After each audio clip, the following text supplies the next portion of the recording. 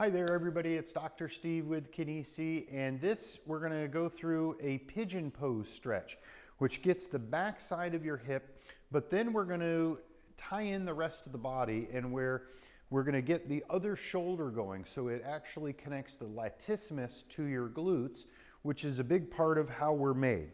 So for the pigeon position, this is where we get onto the ground, one leg stretches out in front of us as much as you can, trying to get that leg kind of 90-ish degrees in front.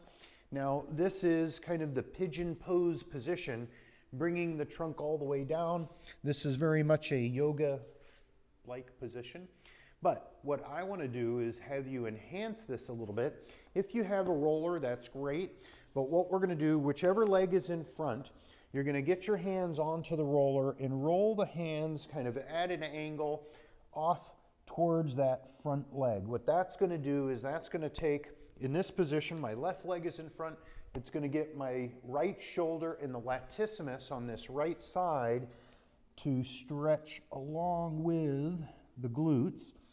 And doing a dynamic version, we roll back and forth a few times. That will really enhance the stretch.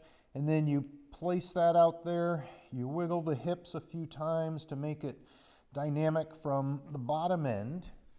And that gives you a big stretch in the glutes, but then it also ties in the shoulder. Now, if you're struggling to get into the position using something like a blanket or a block or something, or what you can do is actually put that under this other hip, and that will give you a little bit of support as you go through this.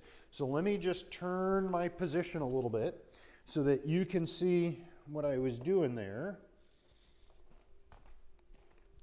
So I have this block just kind of tucked under the hip. You can use a blanket or a pillow or whatever you find that can give you a little bit of support, but that can make this stretch a lot easier. And then this is where the roller, you're going to be rolling out those arms to get the lats tied into the stretch.